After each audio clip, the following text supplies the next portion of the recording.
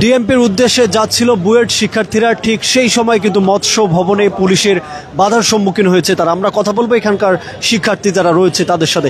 একটু জানাবেন কালকের প্রেক্ষিতে এই যে আজকের যে আপনাদের যাত্রা, সেটা মূলত কি উদ্দেশ্যে? আসসালামু আলাইকুম, আমি মোহাম্মদ ফাহাদ হোসেন, বুয়েট ট্রিপলি 21 ব্যাচ। আসলে আপনারা সকলেই জানেন যে গত 6 মাস ধরে আসলে আমাদের প্রকৌশলী অধিকার আন্দোলনের ব্যানারে আমরা আন্দোলন করে আসছিলাম। আমাদের 3 দফা যৌক্তিক দাবি রয়েছে। সেই দাবি বাস্তবায়নের লক্ষ্যে আসলে আমরা বিভিন্ন সময় বিভিন্ন ধরনের কর্মসূচি দিয়ে আসছিলাম। সেই কর্মসূচির প্রেক্ষিতে গতকালকে আমাদের লং মার্চ টু ঢাকা কর্মসূচি ছিল। তো সেই কর্মসূচিতে আসলে আমরা শাহবাগে অবস্থান করছিলাম। তো শাহবাগে আসলে আমরা অবস্থান করার সময় আসলে আমরা অথরিটির কাছে বিভিন্ন দাবি দেওয়া দিয়েছিলাম, কিন্তু তারা আসলে আমাদের দাবি দেওয়াকে একেবারে উপেক্ষা করেছে। তারা বলে যে তারা মিটিং করবে, এই করবে, ওই করবে, আমাদের দফতর থেকে দফতরে ঘুরাচ্ছিল।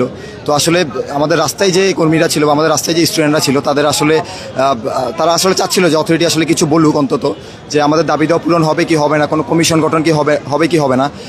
আমাদের সবার আসলে এক্সপেকটেশন ছিল, কিন্তু তারা আসলে এক্সপেকটেশন মিট করতে পারেনি। তো এরপরই আমরা চিন্তা করলাম যে আমরা আসলে যমুনার সামনে যে রোডটা আছে, ইন্টারকন্টিনেন্টালের রোডটা, ওইখানে গিয়ে আমরা শান্তিপূর্ণভাবে অবস্থান করব। কিন্তু আমরা সেখানে যেতেই আসলে পুলিশ আমাদের উপর অতর্কিতভাবে হামলা করে। তারা আসলে সাউন্ড গ্রেনেড সহ জল কামান এবং ইভেন আমাদের লাঠিচার্জ করে। আমাদের অনেক বন্ধুবান্ধব, আমাদের বুয়েটের, রুয়েটের, কুয়েটের, চুয়েটের, অস্ত্রসহ বিভিন্ন প্রকৌশল বিশ্ববিদ্যালয়ের ছাত্রদের ওপর তারা নির্বিচারে লাঠিচার্জ করে এবং তারা আমাদেরকে ছত্রভঙ্গ করে। তারপর আমরা বেশ অনেকক্ষণ ধরে সেখানে অবস্থান করছিলাম। তারপর আমরা যমুনা ওই রোড থেকে ফিরে আসি শান্তিপূর্ণভাবে এবং শাহবাগে অবস্থান করি রাত 9টা পর্যন্ত। তো রাত 9টা পর্যন্ত আমাদের 9টা পর্যন্ত আসলে আমরা এখানে অবস্থান করছিলাম। তো আমাদের একটা প্রতিনিধি টিম আসলে রেলভবনে গিয়েছিল। রেলভবনে গিয়ে আসলে 3 উপদেষ্টার সাথে তারা সাক্ষাৎ করেছিল, কিন্তু 3 উপদেষ্টা আসলে আমাদের আশানুরূপ কোনো ফল দেয়নি।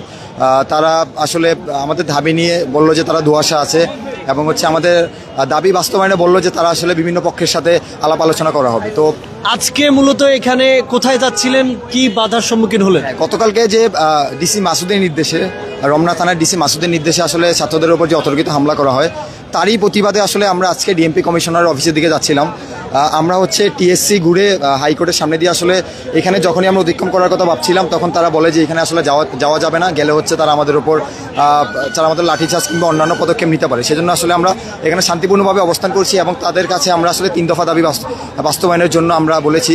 আমাদের প্রথম দফাটা যে আমাদের যে পূর্বের 3 দফা ছিল, সেই 3 দফা বাস্তবায়নে তারা পদক্ষেপ নেবে। সেকেন্ড যে গতকালকে আমাদের যমুনার সামনে যে আমাদের উপর অতর্কিতভাবে হামলা করা হলো, সেই হামলা কেন করা হলো তারা সেই জন্য একটা সুস্পষ্ট জবাবদিহিতা দিবে এবং একটা তদন্ত কমিটি গঠনের মাধ্যমে আমাদের ছাত্রদের কাছে জানাবে যে কেন আসলে তারা হামলাটা করলো। তৃতীয়ত যে ডিসি মাসুদের